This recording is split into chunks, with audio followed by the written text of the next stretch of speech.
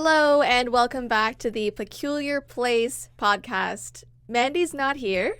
They replaced her with this random hairy guy that has been working behind the scenes for the entirety of all this. Being in front of the cameras, in front of all the lights, it's a little daunting to say the least. I feel like I need to say like a certain segment title, but we didn't even think of that. No, it's just the Peculiar Place. When Mandy and I do it, it's 2 V's in a pod, but when she's not here, it's just the Peculiar Place podcast. It's 1 V in a pod right now. Yes, it is. With a stranger. So, for those of you who don't know, this is my husband, Ty. I also call him Bean. That is my nickname for him. And yeah, this is his first podcast. He's always behind the scenes, setting up the cameras. He does the editing. He's just like our podcast producer, editor, person. So pretty much anything that goes wrong with the podcast, it's your fault. It's my fault, to be completely honest. It is. There are people who go to school for this stuff, and I completely understand why now. Yeah. I went to school for art. The highlight of my art career was learning how to mix a green paint using only yellow and black. That's the height of my education. Okay. Yeah, I probably couldn't do that. Oh, yellow and black? Everyone can. Okay. You'll have to teach me that. It's just color theory. That was like day 1 of color theory. Okay. Everything else was a blur, to be completely honest. So people probably want a little update on Mandy, and while I'm not really allowed to say much because I want to keep it up to her discretion, she has not had the baby as of the time that we're filming this, which is Monday the 8th. But any moment she's going to be going into labor. She is past her due date now, so we're all kind of just waiting, standing by, but she's not like feeling well enough to be on another podcast. So that's why Ty's here. That's why I'm here. I am basically the bench warmer that is getting called up for the big game now. Yes. And I am terrified. And he brought his own headphones. I did. I feel like with the lighter hair color, the darker aesthetic is going to work. I think you're ruining the aesthetic because the white headphones I just ruined everything. Go with the white That's brick just, behind us. Everything with our relationship is just, No. I ruin everything, you know.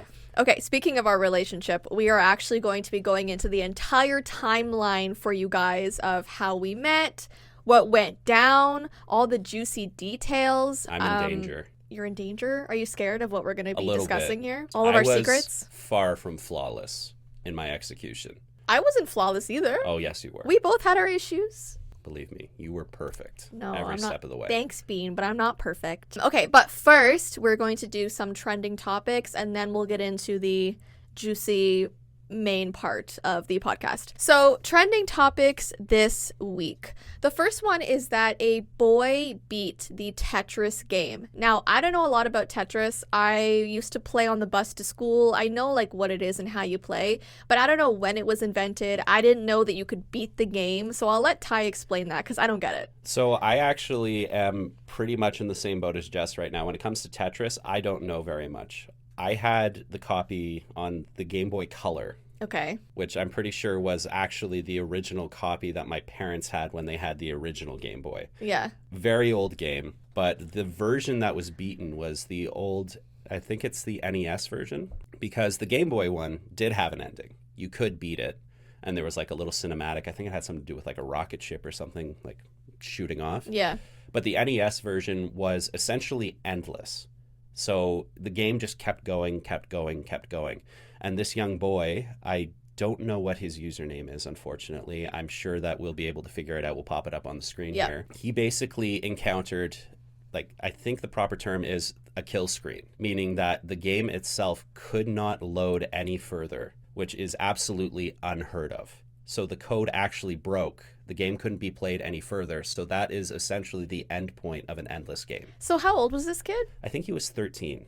That's amazing. It is. How long has the game been out for then? Oh, way before I was born. So it took a 13-year-old to beat this, like what, like 50 years later? Well, I think the NES is a little bit newer than that. Okay. But like this game itself, it's one of the classic video games. There's people now that have built careers on being able to beat like Donkey Kong or beating like Mario in like a certain amount of time. So being able to do this, especially like with one of the games that is touted as being nearly unbeatable, is a huge achievement. It's pretty amazing. And I saw the videos of him like celebrating, he was and losing he was it. screaming. He was so honestly, excited.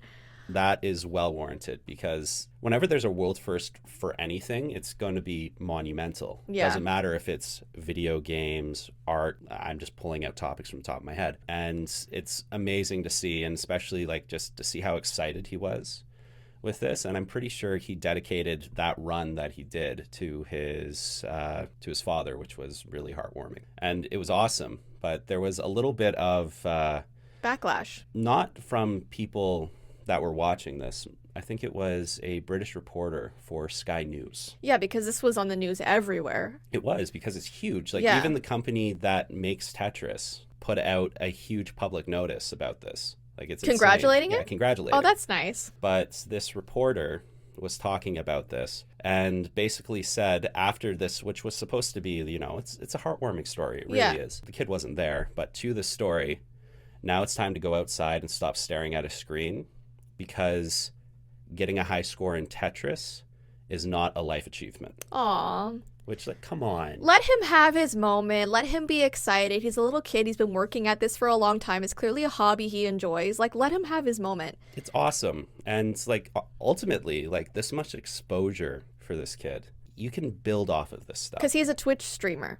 I believe Is so. he? I don't know. Not 100% sure. But yeah, As it's I good said, career-wise. I'm terrible with remembering names, but, like, people have done more with even smaller opportunities. Yeah. Right? But this is a huge one. So this kid can go, like, honestly, anywhere. You know, think back, like, into, like, the 90s and stuff like that. People playing video games, really, you just kind of did it as a hobby. But nowadays, you have, like, esports gamers and all that stuff. Like, you know, this can open a lot of doors for him. And honestly, like, all the power to him. Like, congratulations. It's amazing. Yeah. Apologies. I should know the name. We don't know all the details. I'm sorry. I forget names of people that I've met like 20 times. Yeah. That's just me. It's okay. Don't play heavy duty sports. You get smacked in the head a lot. You forget things. Okay, for those of you who may not be into games, we'll move on. But maybe you're into large monsters being featured in movies constantly. I had this question for Ty the other day because there's a new movie coming out. It's like Godzilla versus Kong. This is the second one. The second one of, I think, this cinematic universe. There's dozens of them. I Like, just- older ones. Back when people were like in suits in like miniature cities. And it looked awful. Oh, those are great. They're kicking over like blocks and stuff. Those, I guarantee you the actors who did that stuff were having so much fun. I bet. But I just want to know, like, what is with it? Because they have like the Megalodon shark movie, Meg. right? The Meg. There's two of those. They've got the Kong, they've got the big dinosaurs, they've got what's with all of these giant animals that people want to go and watch movies for? See, Are they that good, or are you going to laugh? Are you going to make fun of it, or are you taking it seriously? I see that the topics you're catering right now is to the resident guy. I that need you to now know. have You are a in man. studio. Tell me.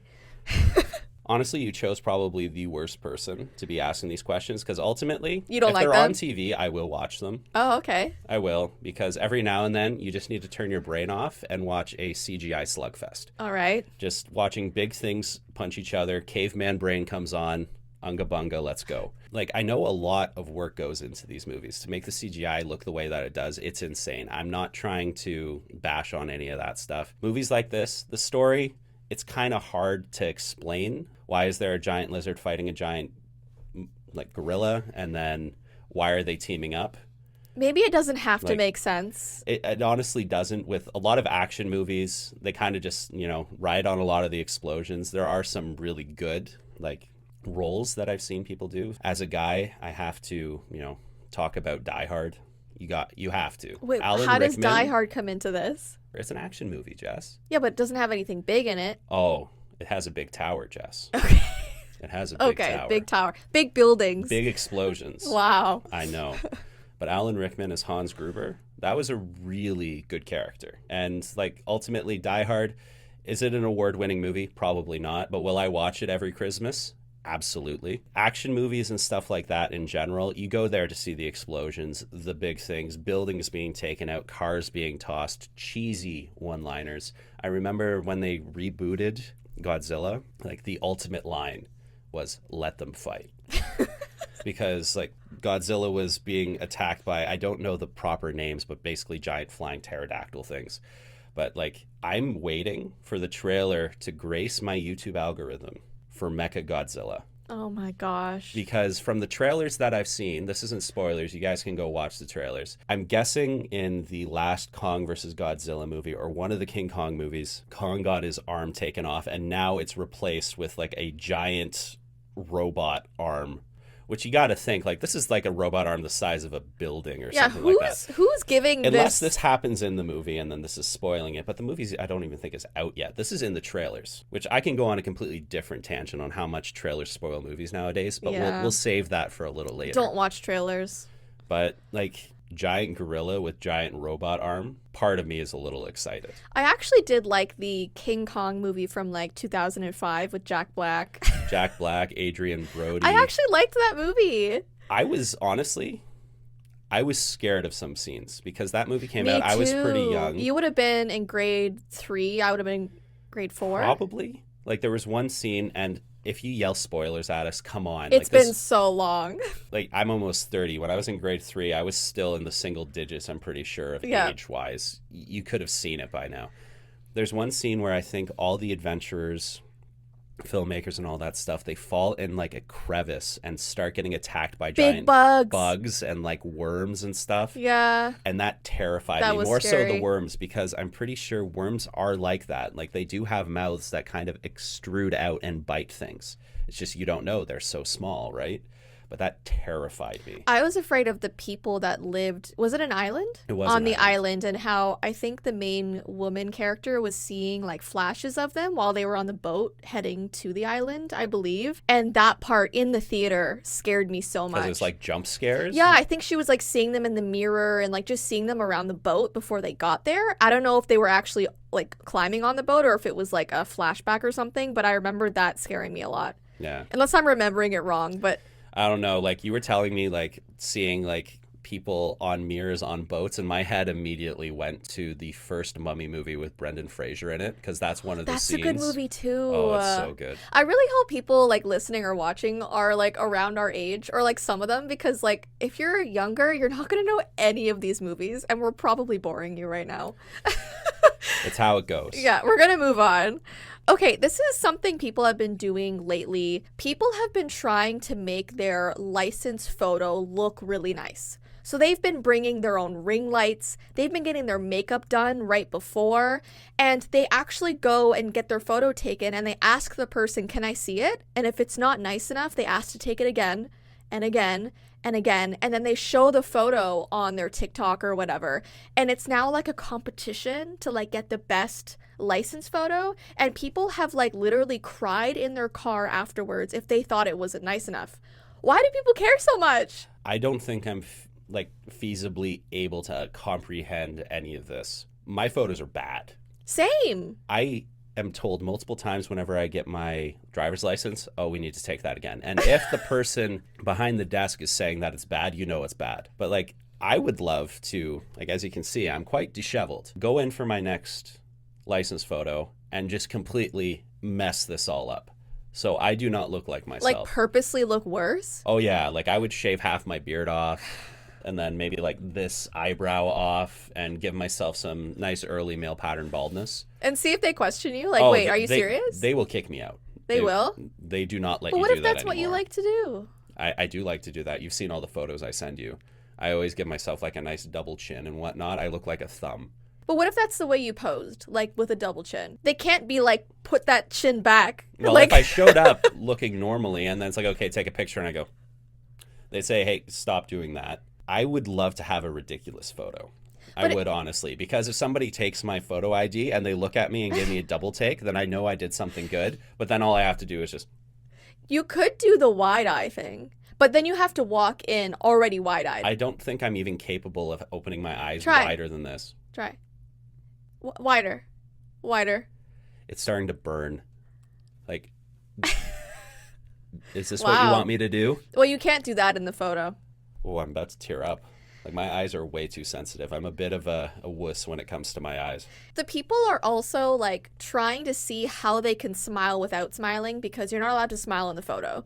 So they're trying to, like, figure out how they can kind of make their lips kind of go up a little bit, but also keep it serious. Like, people are taking this very, very seriously, and I just want to know, because who's really seeing this license photo?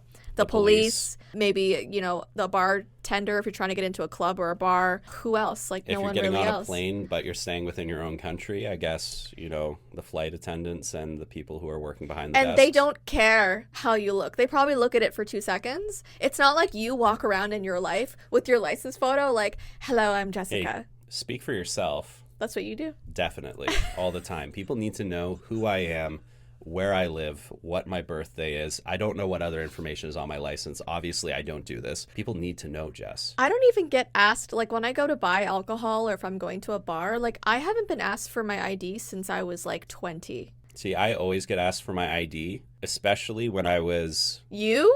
Oh, yeah. With the beard and everything? Well, because the beard usually isn't this full, Jess. You look like you're 30. No, I looked like, especially when I was, you know, in my early 20s, I looked like a 16-year-old desperately trying to grow facial hair to make myself look older.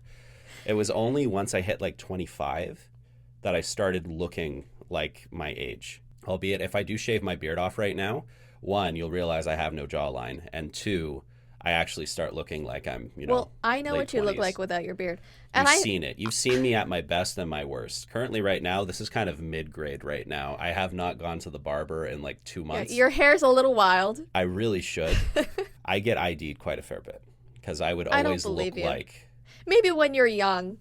But I met you when you were 21, and you looked older than you were. It's the stress. It's the stress. Of the working job, working as a line cook at the time. Yeah. But I remember actually in this town, and if you're in Ontario, we have the LCBO. Yep. Which is basically a government-run... The liquor board. Something. We don't have private stores for alcohol, usually. So I went in with my dad. My dad was picking up a bunch of drinks because I think it was for one of the... Not for like a World Cup, but like one of the major league finals. I think it was baseball that he was going to watch with some of his friends. I was just walking around with him. I was not drinking at that time. I was underage. Like, you see kids in the LCBO. Obviously, the kids aren't drinking it. Parents are just bringing their kids in. Yeah. Whatever. I didn't touch anything. My dad goes to the clerk, and they look at me immediately and says, he has to leave. And my dad's just like, no. It's like, he's here to help me, you know, carry this case to the car, right? Yeah. You know, I'm going to have my hands full. He's not allowed to touch anything. Okay. So he looked at me and said, okay, Ty, just go to the car. He's not even allowed to load it in the car. What do you mean? Once it's out of the store, they have no control over anything. So they were sitting there watching as my dad had to sit there juggling his cases that he was picking up drinks for all of his buddies as he struggled to load it in, and I just had to stand there. I felt like a jerk. That's ridiculous because you could just get home and drink it all. I could. Absolutely. And what are they going to do? It was very easy to if I wanted to. I used to go to liquor stores with my parents when I was a kid. Yeah, but I think it was for me is because I looked like the type who was probably trying to pretend to be older. You can probably tell for anybody who's watching and maybe guessing by the depth of my voice, I'm a bigger guy. When I was in grade 4, I was 4'11", grade 5, 4'11" still, but as soon as I hit grade 6, I was 5'11". I grew a foot in a year, and I've been 6 foot plus since grade 7. Yeah. So I'm a bigger guy, and I had not really a mustache, but, you know, like the hair's starting to work its way in there. But man, I would rock sideburns because that was the only thing that I could grow normally. But they probably thought, this kid's trying to pretend like he's older. He's going to definitely just start hammering back those beers. They also could have thought, because some kids like linger outside the stores and ask other adults to buy for them. So maybe they wanted to watch to make sure that you were going in the car with your dad so they knew it was his son. Well, here's the thing. I look like my dad. People just are crazy. Minus the hair. Then we're basically twins. I mean, listen, I'm glad they're trying to stop the underage drinking. I was more so just thinking about like just the ridiculousness of I'm not even allowed to help my dad put it away. Like, come on. As soon as it's out of the store, anything can happen. The world's a chaotic place. Yes, it is. I understand why they needed to do that. I understand not having me go through, pick things out or anything or pick things up. But come on. I'm just helping my dad lift stuff. Let me be a nice kid. Okay, this is kind of a really big deal that's happened, I think last week. A door broke off an Alaska Airlines flight after they had already taken off. They were in the air. I think they had gone for about 20 minutes, and one of their emergency exit doors actually just flew right off the plane, which is terrifying. And so there are videos, we can probably put a screenshot of it, showing the massive like door gone. And what are those things called that fall from The the oxygen ceiling? masks. The oxygen masks came down. Everyone had to put them on, and they had to do an emergency landing. They just kind of circled back to the airport. Thankfully, they weren't, flying for a long time when it happened.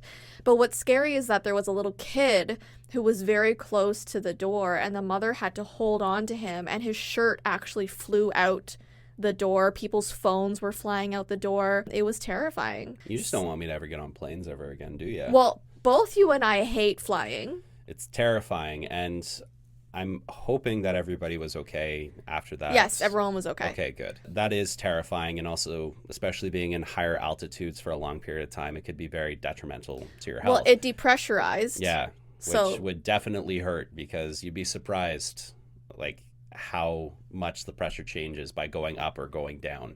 Yeah, exactly. Ears were probably popping, among other things. And apparently it's really hard to land a plane when you have all the air going into it. Yeah, it becomes unstable. Yeah, it's adding a bunch more drag to it, because the fact that planes work, the science is absolutely wacky. Yeah. But it very much relies on the aerodynamics of everything. That's why, aerodynamics, how wind hits it. So all of a sudden there's this big catch basically acting as a massive air brake that would be constantly trying to pull the plane sideways. Yeah. Almost. Good on the pilots for being able to put it down and be okay, and hopefully everyone left with no injuries. There probably were some minor ones, but that is terrifying. Well, the pilot sounded terrified because they showed the what's it called? The audio conversation that they had, and she sounded terrified. So, but she did a good job. She landed the plane. Everyone was fine. So, scary stuff. It makes me not want to fly because I'm already terrified. Of a pilot, I'm glad he hasn't had to deal with any of that stuff. Yeah. But he's told me some of the craziest things. But you've had a similar story of having a plane disassembled on the runway and then re-put back together. Yeah. And I know that sounds like terrifying stuff, but if the pilot is willing to get on the plane, you usually know it's pretty much going to be safe. Because they have families, they want to be taking care of themselves as well as everybody else on the plane. And they're well trained. Confident with it, they will not fly it. Yeah. That's kind of how I gauge things. If the plane's going to be safe, the pilot's going to be on it. That's how I keep myself from freaking out whenever I'm on these things. We still will. We still will. This one's quite an interesting topic. A toilet exploded in a Dunkin' Donuts. The man is now seeking more than $100,000 in a lawsuit, claiming that he suffered severe injuries. Well, if it exploded, there's pieces of porcelain flying around. That's awful. So basically, he was in the washroom, toilet exploded. He walked out to talk to one of the store owners. He was covered in feces and all kinds of fluids, obviously. And the person in the store was like, yeah, that keeps happening. And just said it was a normal occurrence there, but they hadn't fixed the toilet yet. See, this is a normal occurrence in our house whenever I go to the bathroom, but for a Dunkin' Donuts, probably not. I'm sorry, if the toilet has a tendency to erupt, explode, just suddenly, maybe if you flush the toilet and the water comes back at you, that's something that needs to be fixed. Yeah, and this happened a year ago, but the lawsuit is happening now, and he still is apparently suffering from injuries, which definitely sucks. But could you imagine telling someone that story of why you're injured? Your family sees you and they're like, oh my gosh, what happened? They got the Dunkin' Donuts enema. That's toilet what happened. Exploded. You get your coffee, you get your donuts, and you're like, hold on, just gotta run to the bathroom, and it just erupts. I kind of have that schedule whenever I drink coffee. There's usually an eruption after the fact, but usually it's not the toilet exploding. Yeah, the man didn't erupt. It was the toilet. I feel very bad for the gentleman who had to experience that. That is obviously traumatic in both the physical sense of being injured and the psychological sense of having that happen to you. I do hope that everything is resolved. Yeah. Come on, if the toilet explodes and they're like, yeah, it kind of does that. That's the worst part. The clerk being like, oh, damn, it happened again. So it means there was another person that got yes. Completely drenched in gray water and just walked out. And they're like, oh. And their reaction was just, it's yeah, man, it happened last Tuesday as well. Yeah. Mondays, am I right? Come on. So he's probably going to win in the lawsuit. Well, there's so much responsibility required to run any store. Like, if the problem happens once and it's a freak accident, yeah, that really sucks. But that's why he's going to win, because they said it happened often. Yeah. So they're aware of the problem. The toilets are exploding. And that's just negligence at that point. Exactly. And like, negligence to cause bodily harm, that's a big issue. I'm not a lawyer, but as just a regular old civilian, like, this Dunkin' Donuts, they got something coming. Yeah. He has a case. More than just a shitstorm, pun intended. The Steamboat Willie version of Mickey Mouse is entering the public domain, and so many people are already planning horror movies and horror video games about Mickey Mouse. I'm pretty sure I've already seen a few of them pop up on Steam. I've seen some images, and they look pretty terrifying. Well, is it Mickey Mouse, or is it specifically has to be Steamboat Willie? It has to be the Steamboat Willie version, which is interesting. So it's just Mickey with a hat, basically. But he looks a little different. Well, it's because it's older animation. Oh, yeah. Right? It's not from like the 1930s or something. Maybe even sooner, to be completely honest. Yeah. I didn't do well in history. I'm interested to see if they're going to go like full Blood and Honey on this, like the Winnie the Pooh one. I was going to say that didn't do well. No. Like, they really tried. I People didn't were even excited. have to watch it, and I knew it wasn't going to be that good. Like, come on. I mean, like, how scary can Winnie the Pooh I'm really pretty be? sure that movie is basically that, everybody else in the 100-acre wood just ate Eeyore, and then things just went crazy from there. Yeah, they're all like cannibalistic. Yeah. But this is going to happen more often because, older cartoons, like the realm of, what's it called, like copyright. I don't know the right terms for Copyright this. does have It expires. an expiry date, and Steamboat Willie, honestly, it could be 100 years, so then that would tell us that Steamboat Willie was 1924. 1920s, maybe? Yeah. So that could be it, but that's why Winnie the Pooh became public domain a couple years back, because its copyright expired. Right. So we're going to be seeing a lot of old a cartoons. lot more old cartoon horror movies. But did they say the title of what the Steamboat Willie horror movie is going to be? No. Is it going to be animated, or is it going to be live action? In which case, is there going to be a grayscale mouse wearing a certain hat chasing people down on a steamboat? Yeah, is it going to be in black and white? That'd be interesting. Are they just, like, as I said, going to go full Blood and Honey and just put like a mouse head on just some regular guy wearing coveralls? I don't know, but I think the only reason I'd watch it is if they had a big movie company do it. I feel like if Tom in his basement tries to put together a movie, I'm not going to see it. They might do a great job. They might put a lot of heart into it. I don't know. It might just be Tom playing every character. It could be fantastic. That Editor, could be, director, that actor. could be a gem in the making. It could be. All right. I won't judge Tom. Hey, we're going to have to see. Some of the best horror movies were made as student films. Evil Dead was a student film. And probably made by Toms. Pretty sure that one was a Sam Raimi. But... Okay. All right.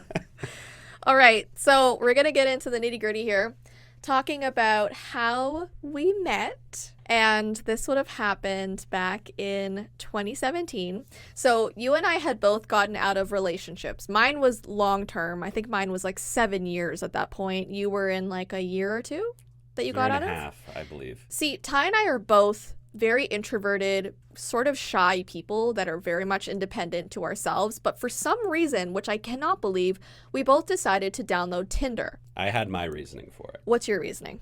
I lived out in the middle of nowhere, and the prospects where I was, everybody was bigger than I am and looked like they wanted to hurt me. Okay.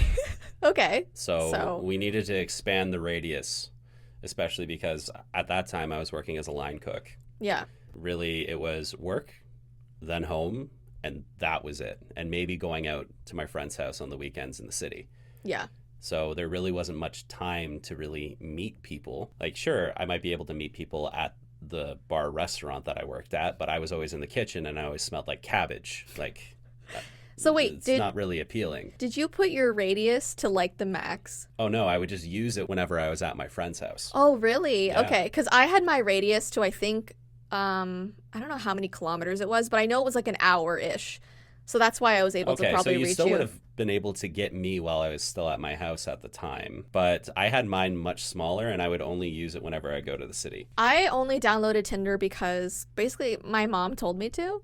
She Mine sat did me too. down and she was like, listen, like I had been in a 7-year relationship that was pretty toxic, wasn't working out for me, and she wanted me to find someone new, understandable, and because I'm so shy, that's just not gonna happen, like on its own terms. Like I'm not gonna go out and like talk to a guy, and if a guy ever like asks for my number, I freak out, scream, and run away, you know? So like my mom was like, just download Tinder, you're able to talk to people and you can choose who you want to talk to, yada yada.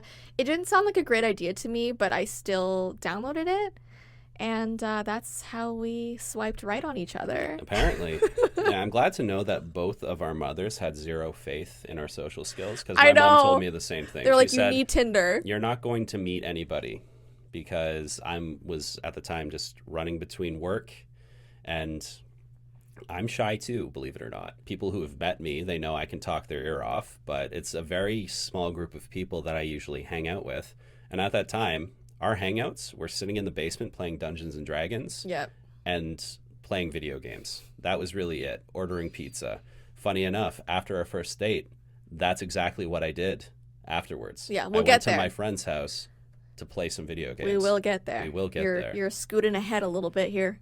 Tinder's a weird place, okay? I had been on it for a couple weeks, and the day that we swiped right on each other, I was planning on getting rid of it the next day. So you literally snuck your way into the very last few hours that I was even going to have Tinder, because I just found it so weird. Tinder just has the strangest people. I does. had so many weird interactions. People asked me the strangest things, and most people wanted to meet like right away. Oh yeah, I've had my few strange interactions myself. Honestly, I'm a weird guy.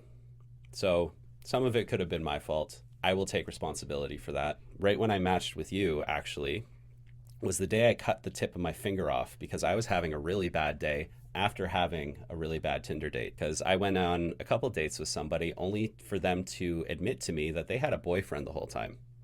And I was like, Did the boyfriend know that she was doing this? I don't know. Was it an open relationship? they just mentioned it. Like I was just saying, hey, how's your day going? And they said, oh, I just went out to a hockey game with my BF. It's like, BF? Like best friend? No, boyfriend.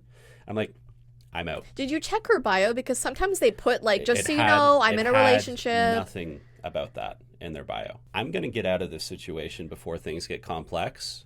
So what did you Thanks for the say? dinners. Were you just like, okay, I'm See ya. uncomfortable with that? Yeah, because ultimately, like, I try and stick to a certain, core values. Well, obviously, And yeah. Usually, if you're dating somebody, it means that you're not in, another serious relationship, Yeah. right? But I couldn't agree with it. If people do that, all the power to you. I'm not going to judge that, but personally for me, it's not my cup of tea.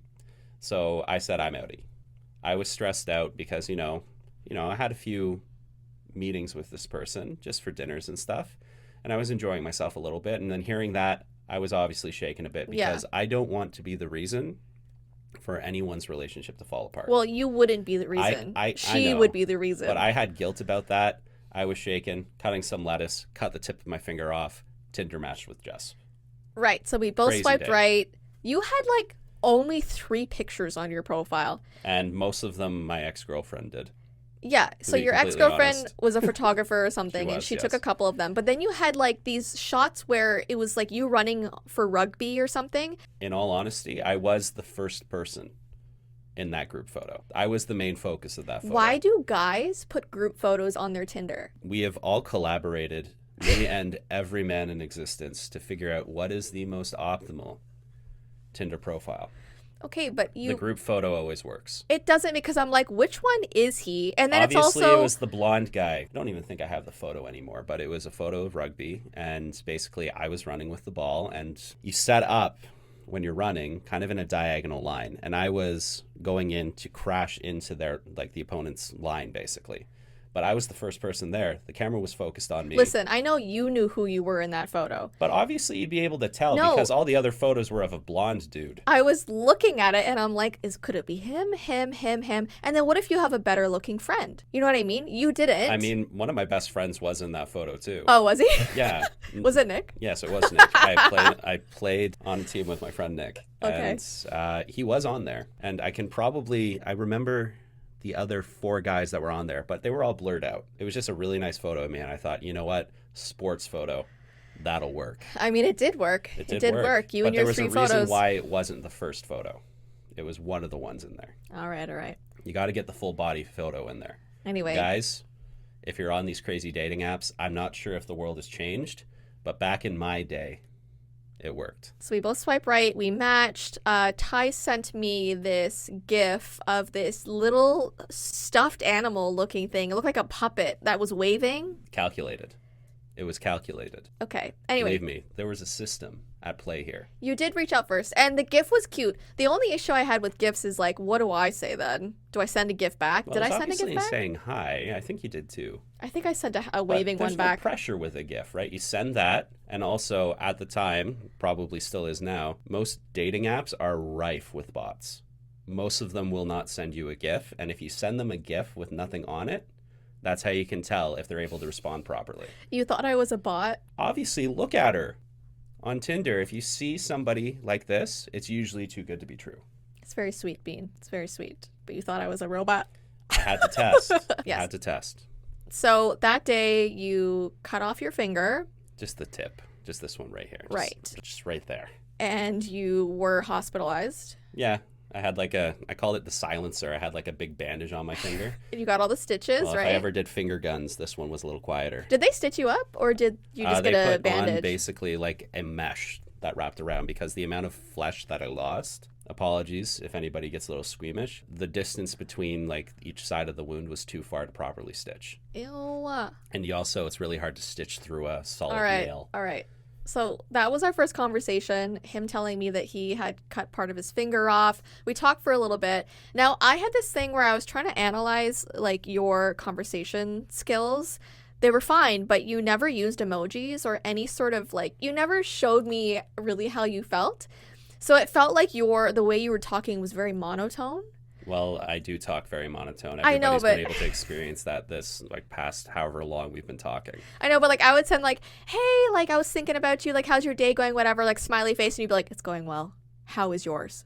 And like you spoke like that, so I thought you didn't like me. Because I do speak like that. No, you use emojis now. I do now because you told me to. And like you said you need to start doing that because you always think that I'm disappointed. Yeah, but you didn't even like say like laugh my ass off or LOL or anything. Because I'm not. I know, but I guarantee you, whenever anybody says LMAO, they're sitting there on the couch doing this. Yeah, probably. But like when we were talking for the first time, it just seemed like you were so like straight to the point, like very monotone. So I didn't think you liked me. So we went like a good 2 days where we didn't talk. And I was like, okay, I'm going to delete Tinder. Like I can't do this anymore. And literally before I deleted it, he was like, hey, like, how are you? So you initiated the conversation again. And so we started talking again. She made me work for it. So we almost did not get together. Like it almost didn't work out, which is really scary to think about. A little bit. But clearly, like, we're here now, so it worked out. Obviously, things worked. So, as I said, calculated. So I was talking to a couple other people at the same time as you. You knew this already. Travesty. You knew this already. But I was the only one you were talking to, right? I'm pretty sure, yeah. Because at that point... You could just say it. No, at that point, like, usually how I would do things is if I was actively talking with one person, I wouldn't be talking with anybody else. Okay, I didn't have that same mentality. Yeah. I respect it, though. That's a good way to do things. To each their own with however it is. There's no right or wrong way to do it. Be nice to people. That's really... Yeah. Well, there is a wrong way to do it, and that's just being an asshole to somebody. I mean, I am an asshole, but I'm at least nice when I talk to people. Be kind. Yeah, ask people all the how things. they're doing. It's the obvious way to converse. But I was talking to you and this other guy, and I had decided not to tell you or the other person that I was a YouTuber. So I was just telling you that I was a graphic designer, which wasn't necessarily It's not wrong. false. You went to school. I did go to school for graphic design. I graduated in graphic design, and I was doing some freelance projects here and there. When I met you, I really just started YouTube. I was on like my second year or something. But I didn't want to outright say that I was a YouTuber. I was afraid you would look up my channel and would get to know me before I knew you, and I didn't like the idea of that. I mean, it is fair because after our first date, as I said, I went to my friend's house, and that was the first thing they did when they found out. So I didn't tell you, and I was nervous of how you would react when I met you. Now, I don't remember if I went on the date with the other guy before I met you or after, but I knew I think it was after. Back to back. I think it was after, because you realized after going on that second date, I was just so much cooler. You were the one. And I am so humble. Yeah, so what happened was we met at a coffee shop. I told you that I was a YouTuber, and you were so cool about it. Like, you were like, that's As really expected. cool. You were asking questions about it. You seemed really interested. Keep saying more nice things about me. You weren't overly, like, weird about it, you know? Because who am I to judge, right? Like, if it's a job that somebody has, they're enjoying it, that's already leaps and bounds better than what most people can do, right? Like, having a job that you're having fun doing is almost unheard of. There's a reason why they call it work and not fun, right?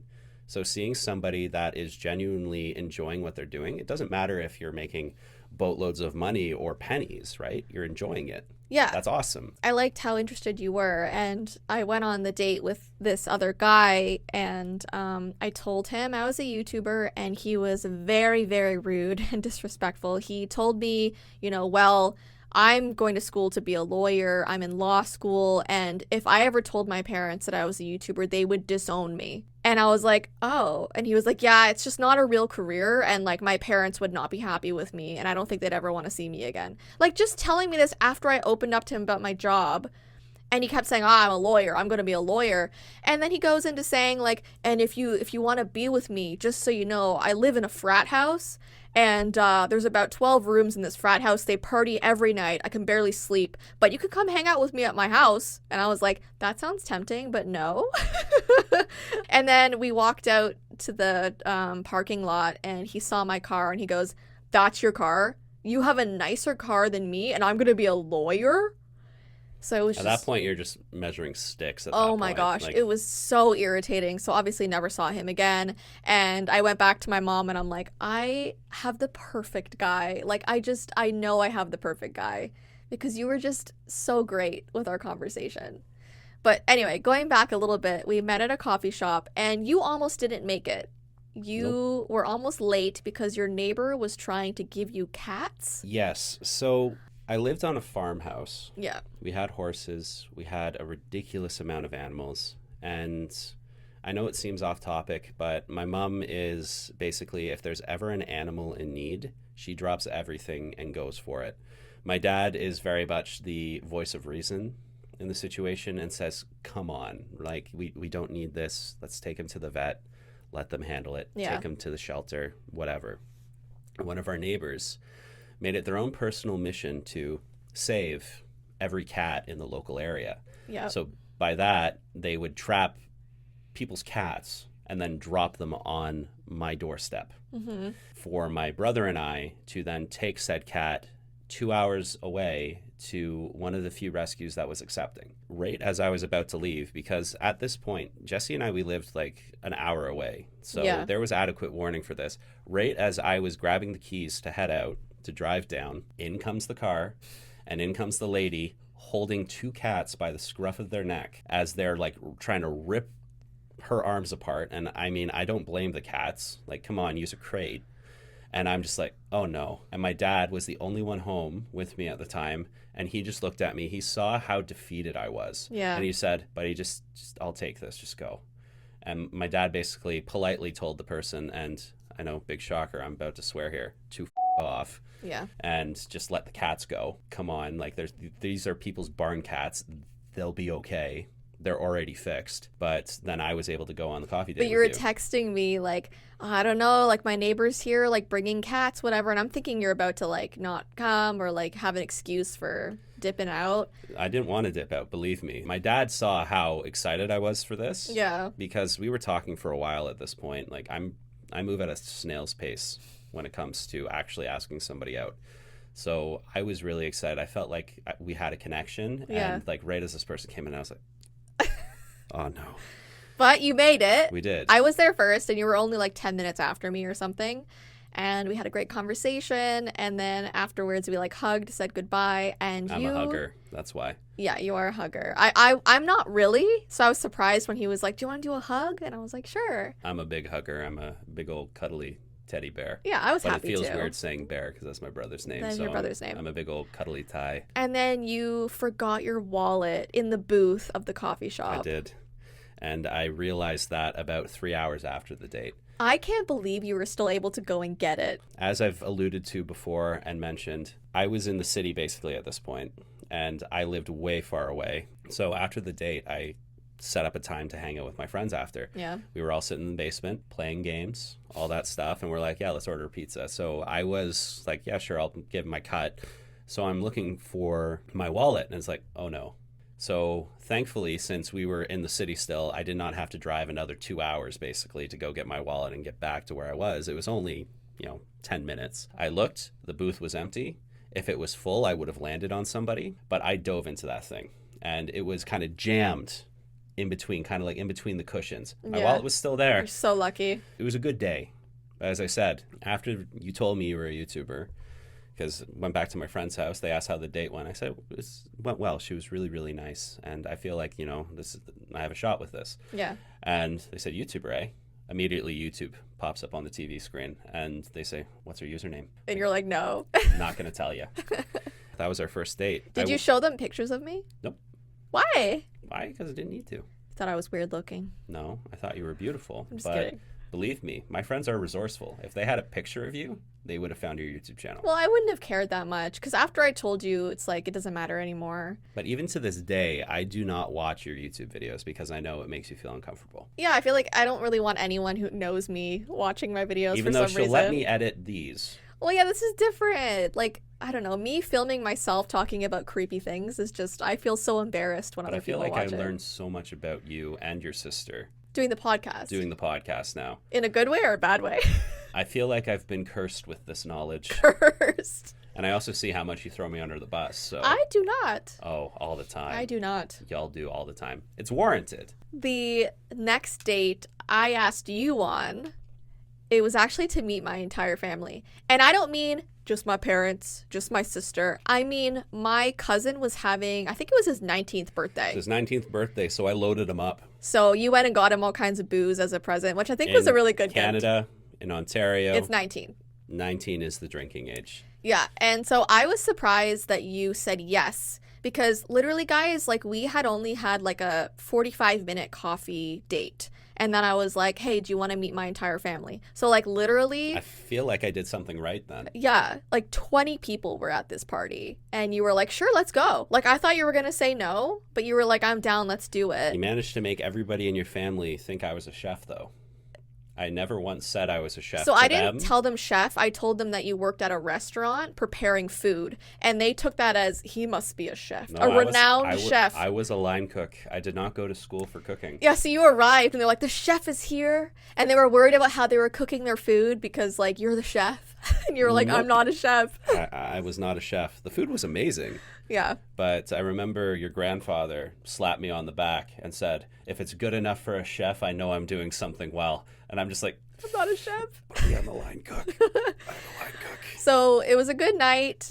We went to a bar. And while we were leaving, my aunt went to hug Ty, and she took a chunk out of his ear with her fingernail. I didn't notice until we were driving back. It was like bleeding all down his... my neck. It was awful. But yeah, the night went well. Family. It was great. It was a great party, but left with some injuries. And then when you dropped me off, you didn't kiss me because my parents like gave us space, like Mandy gave us space, like it was just you and I at the front door, and it was like late at night, and like we were saying goodbye, and you didn't kiss me or like even really come close to me. So I was like, oh my gosh, like maybe I didn't know there was an expectation. No, Jess. like it's not even that I expected it. I'm not like just some piece of meat. You know? No, I just felt like there was no like intimacy in your eyes even. Like because I just felt I was terrified, Jess.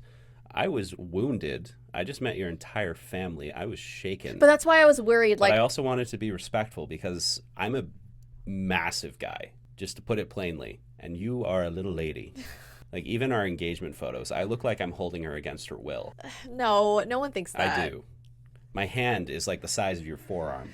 Because if I go in and try and grab you, that could be something intimidating. That does not make you scary. And I never was intimidated by you. I actually, when I went back inside after I saw you, we said goodbye, I went up to my sister's room and she was sitting in bed and she's like, what do you think? And I was like, I don't think he likes me. And I was so like upset. I was like, he didn't give me a kiss goodbye. We didn't really linger in any sort of hug. He didn't ask me on a different date. He didn't ask to see me again. Like, I thought that I blew it taking you to see my family. You done and blew it. I thought that was it. And even like the way that we like said goodnight, it wasn't very, I just thought you didn't like me anymore. It's because I only speak in one tone, Jess. It took you years to be able to distinguish my sarcastic voice from my normal voice. I'm used to like you and now, the difference obviously. between the sarcastic voice and the normal voice is, what are my eyebrows doing? Which doesn't help people who are listening to a podcast right now. Anyway, so yeah, I thought that it was over for us, but the next day he messaged me good morning and we started talking again, and we started talking about going on another date, and I was like, okay, maybe things are okay. Telling me all these things, and it's making me feel like how close I was to just completely ruining it all the time, just because both of us were like super self-conscious of everything we did. That's the thing, we overthink things Yeah. when we don't really need to. I'm a major overthinker. Like, it makes it feel like this relationship that we have right now almost didn't happen. Almost. Like, it feels like the chance of success for all this was in like the tenths of a percent, basically, from all of these points. Yeah. But here we are. It worked. Yep. I won. That's how I put it. Yes, you won. I won. So I kept asking you on weird dates. So the third time I saw you, I wasn't supposed to see you. Mandy and I were doing the basement challenge. Now this, if you guys have stuck around for a very long time, this challenge was back in 2017. It was the very first 24-hour basement challenge. Mandy and I had an unfinished basement, and we always talked about there's ghosts down there. It's probably haunted. It's creepy. So people were begging us to do a 24-hour basement challenge, and Mandy said she would do it with me. So we went down there, we ordered Pizza Hut, my dad brought it down to us. The rules are that you can't leave the basement. So we literally had a pee bucket down in the cold cellar that if we had to go to the bathroom, it had to be in there. We had to stay down there. And Mandy was like, yeah, totally, I'll stay with you. I'll do it, whatever. So we watched Black Mirror. It was like when the first season came out. We ate all of our pizza. We danced around a little bit. And then she was like, you know what? I'm tired. I'm going to go to bed. And I was like, hold on a second. You promised that you would stay down there with me and do the basement challenge. And she was like, nah, I'm gone. And so she left. And so it was just me. And I was like, how am I going to complete this basement challenge? I'm going to have to like say she went to bed and it's just me. And then I was like, hold on a second. Why don't I ask Ty if he wants to come over and complete the challenge with me? Third date, she was already locking me in a basement. That's what I'm saying. I keep asking you on very weird dates. So I texted him and I'm like, there's no way. At this point, it was like 11 p.m. It was very late. Probably sounded like a booty call. And I was like, hey, like, do you want to come over and spend the night with me in my basement? And he was like, Romantic. Hell yeah, I'm coming over right now. And I'm like, okay, cool. So, like, you guys didn't know this because you didn't know I was dating anybody yet. So if you go back and watch that video, I pretend the whole night that I am by myself in the basement. I was hiding behind the camera the whole time. Yes, he was there the whole time. And it's so funny because when I was editing that video, anytime he'd laugh or talk or whatever, I'd have to cut it out. So that was a hard video to edit. And we also, I had Ty, like, before we were, like, stuck down there, go up and grab some alcoholic beverages. And so we watched Atlantis and played a game where... The mustache game. The mustache game. So you put mustaches on the TV, and whenever your mustache lines up with the person's face, you take a drink. Yeah. So you guys didn't know that we were playing drinking games. I had my boyfriend over. Actually, we weren't boyfriend-girlfriend yet. We were dating. We weren't exclusive. But yeah, it wasn't a booty call. Nothing happened. We didn't kiss. He was very respectful. I mean, there was a little bit of pressure because you whipped out the wedding albums of your entire family. Oh, gosh. I'm not sure if you remembered that. I can't get into what that means, but I have... No, she started going through, like, her parents' wedding albums and, like, aunts and uncles and all that stuff. Good on you guys for keeping a good catalog. I was telling you, like, family secrets. Like, I was pointing at photos like, that night this happened, that night this happened, and People it was all this trust drama. me for some reason. and then we went to sleep, and then you had to be up at like 7 in the morning to go to work. I got up at 6. I had felt to be so at bad. work because I needed to get home to basically get dressed in all of my like cooking clothes and all that stuff to be at the shop at 10 in the morning. And you had like zero sleep. Oh, I slept for about 30 minutes. And you were drinking. Oh, yeah. Oh my gosh. I felt so bad. I was good enough to drive, but my goodness, that was a rough day. There's a reason why I wasn't the chef. I was just a line cook. I could afford to be in that state. Yeah, so I felt really bad for that, but it was a good night, and that video went up with you guys not even knowing. So go back and watch it and just know that after Mandy's gone, I was with Ty the entire time.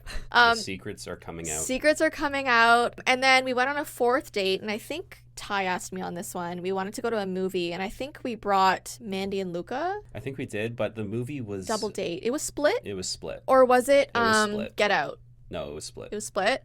So yeah, went to that movie, went to dinner with Mandy and Luca. It was great. Came back home, and this is when we kissed. Okay, guys, listen carefully.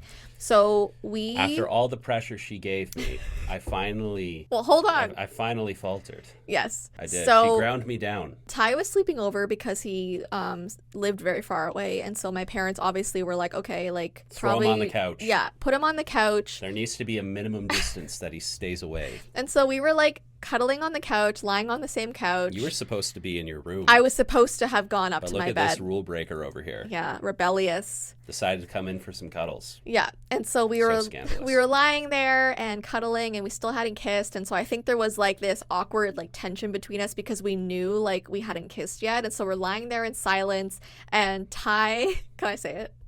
You can say whatever you want. I feel like this entire story is just letting everybody know that my game is weak, but there's kind of like a cute charm to It's it. a little cute. So this is how he pulls the kiss. We're lying there quietly, and he kind of whispers to me, can we like kiss or something? I ask permission. But Come on. you said or something. Or something. So to this day, whenever I ask Jessii something, she says at the end, or something. Yes. It was cute. Can we like kiss or something? And so obviously I said yes.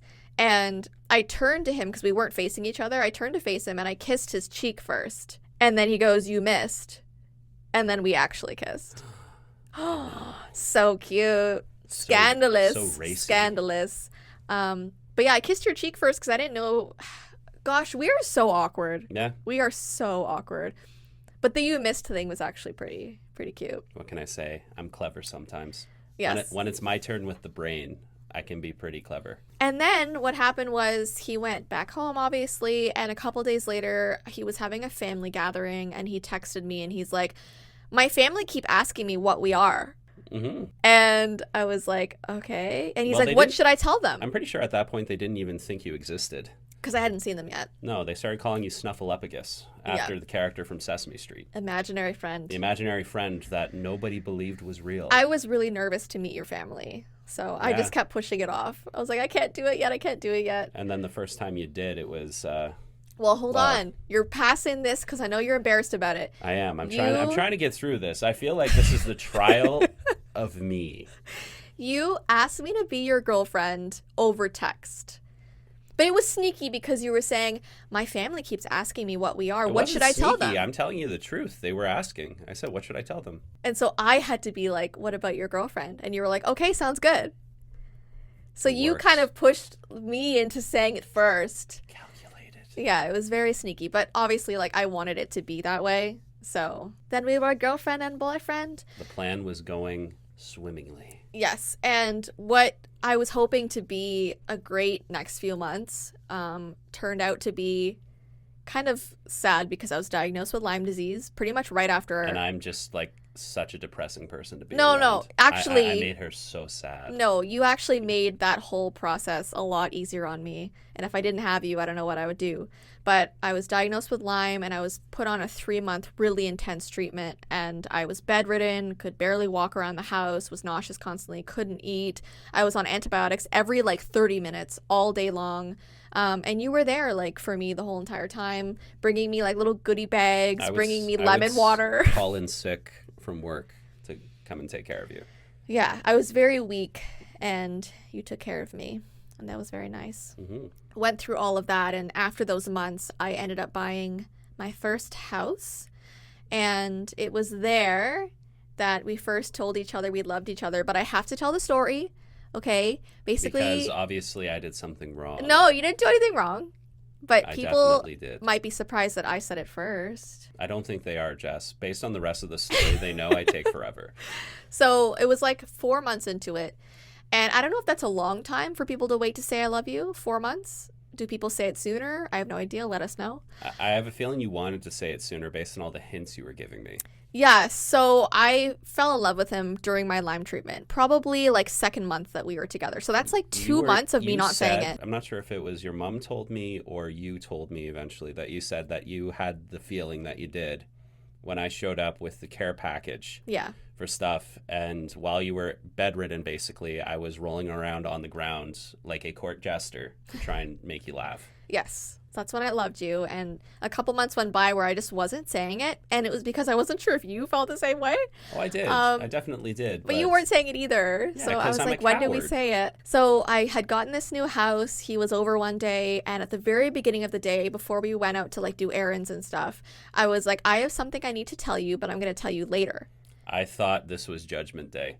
He thought I was going to break up with him. I thought it was going to happen. You're like, is it something bad? And I was like, no, like it's good. It could be spun in a way that by you breaking up with me, it was a good thing for you. No, that would be so awful. But we overthink things. Yeah, that's true. We overthink things. That's true. So that's what was going on in my head. So we were grocery shopping and I was having a panic attack. And I know, I don't know why I did it this way where I was like, just wait till later. I don't know. Terrify me.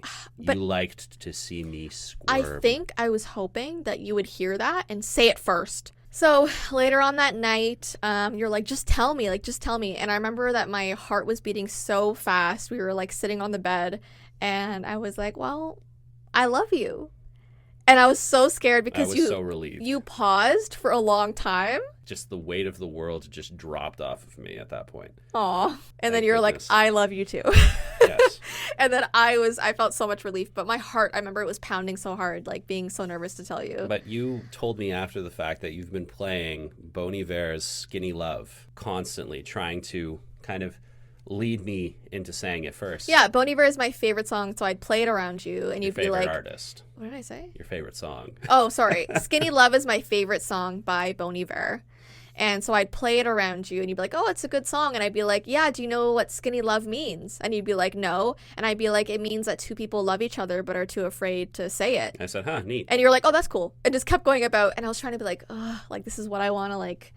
tell you that we love each other but we're afraid to say it, but you weren't getting the hint. No, I'm dense. So yeah, then you started appearing in a lot of videos. We did like the boyfriend tie-dye first video, I think, together. I did, because he thought it would be really clever since my name is Ty to do tie-dye. Right, and that was fun. Then we did a lot of dollar store videos together. I wanted to come in on the video where you were trying on your mom's wedding dress, because that would have been really funny. Just the amount of pressure that video would have exuded would have been hilarious. I did so many videos where you were in the background and no one knew. Because I'm so sneaky. But I didn't want to introduce you until we'd been together for a couple months, which I think is fair. It's fair. It is. Yeah. We had to move in together pretty quickly. So we didn't plan on it. I had bought my house. You were living a bit closer at that point. I think you were half an hour away. Yeah. And so you were just staying with your parents, obviously, and coming back and forth. But his dad actually got a job in Alberta.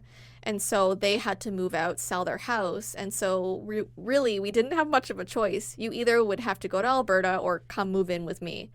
And I really didn't have a problem because you were over all the time anyway. Just making your house smell like cabbage because I was still working at the restaurant. Totally. You admitted afterwards, it's like, I'm glad that you quit that job, because I could not stand the fact that you always smelled like a salad. You always smelled like cabbage when you got back, but like it was fine. Onions, cabbage, lettuce. It's not a bad smell, but it's a strange smell. It's definitely interesting when, here comes your boyfriend walking in and then the wall of produce follows behind him. Yep. Yeah. Anyway, so he moved in after like 6 months of us dating, which was interesting. Fast by my family standards. And then we got engaged a year later. Yeah, a year and a half. That was kind of my way of measuring it, because every single longer term relationship that I had been in before at the year and a half mark was make or break it. And every single one before that would always falter. So you only proposed because I made it just past a year and a half? No, because I knew I'm just kidding. that you were the one I wanted to spend the rest of my life with. But I just, call it superstition. But that time did have its significance for me. But also, I wanted to at least live with you for a little bit to see if we could even stand each other living. Yeah, with each makes other. sense. So Because I've seen and heard so many stories of people who moved in together, and it was at that point that they realized they could not stand each other. And at that point, they might have already had kids, they could have been married, this, that, everything. So many connections and responsibilities to each other that they either decided to stick with it and eventually resent each other, or they had to completely separate each other from these things. And I did not want to do that with you. I wanted to be cautious, but I made the best decision of my life. Yeah, we both did. To get engaged with you and marry you. Yeah, it was a very special day. If anyone doesn't know the story, we went up to Blue Mountain, which is a really cute, little town sort of on a mountain by the beach. It's kind of a strange area, but it's really pretty. Mountain is it's not a mountain. It's a pretty tall hill. They're really tall hills, and there's hiking trails. People go skiing there, stuff like that. So we went in September, and I took him to my favorite trail.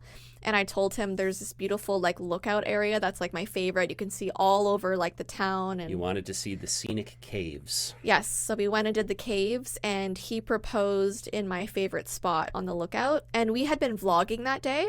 So I was like, oh my gosh, why don't we take a thumbnail picture looking out over the view? It'd be such a good picture. Because I made you think that. Yeah. As I said, this entire story, everything was calculated. It was very and planned. There was blueprints, there were drafts. Yeah. Everything thought out, planned to the second. You weren't expecting it. Then we were both diagnosed with Lyme disease a few months later. Yep. So it was this really happy moment, and then a diagnosis. Now, I had already been diagnosed in 2017, but I had another co-infection put on top of that really affected my breathing, made me feel really sick again. And then we found out that Ty, he got tested while he was there as well. We went to the States. Because my symptoms that I just lived with, I thought were normal. She's like, yeah, that's not normal. People shouldn't be feeling sick all the time. I knew he had it. I'm like, you have Lyme. He's like, no, I've never been bit by ticks. And I'm like, you have Lyme.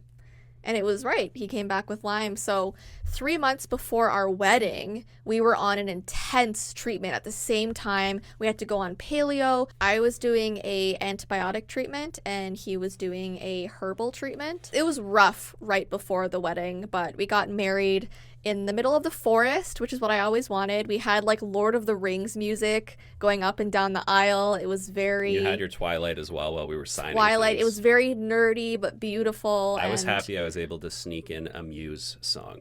Yes, but it was classical. Well, classical that's music. just the song. Oh, was it the actual song? Yeah, I think it's called Exogenesis Symphony Part 3. Okay. So yeah, we had all this music that we loved in it, and had a great wedding ceremony. I made a mistake because I was on medication and I was drinking, and my doctors told me make sure you're not mixing the two. And I stopped the medication 24 hours or 48 hours before the wedding, but I didn't know it was supposed to be 7 days before you drink.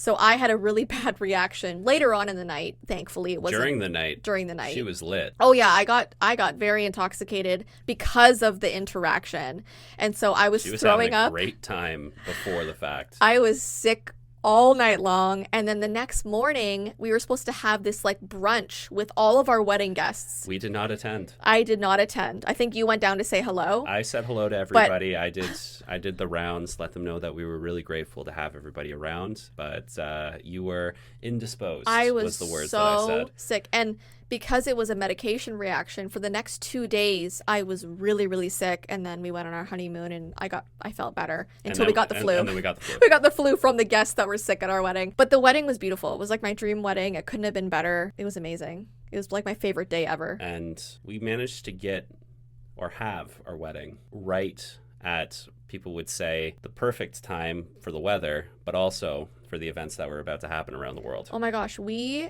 got married 2 months before the pandemic happened. Yep. Which is crazy because we wouldn't have been able to have it. At all. No, quite literally, as soon as we got married, I think 3 days after, the news broke that cases of this new mysterious illness were starting to appear around the world. Yep. At that point, like, people were like, oh, what's going to happen? And then a few weeks after that, the world shut down. Yeah, crazy. So we're very grateful that we got our wedding in, but we're about to have 5 years marriage anniversary. Words. Yes. Words. What are words? We're about to have our 5-year wedding anniversary. There we go. There we go.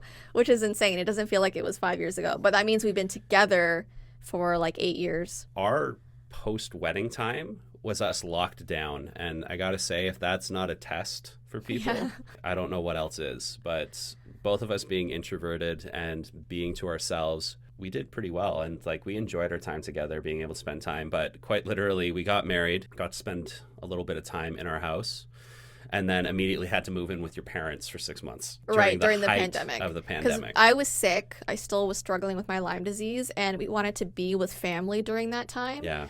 So, yeah, I moved in with my parents. But honestly, like, those 6 months were so fun. It was insane having 6 people in that house, and that was right when your sister and Luca got a puppy. That was screaming all night. Love Allie to pieces. Yeah. That little fur rocket is hilarious, but my goodness, as a puppy was she loud. Yeah. But that's a husky for you. That was a good time, though, and now here we are, still very much in love you more every day.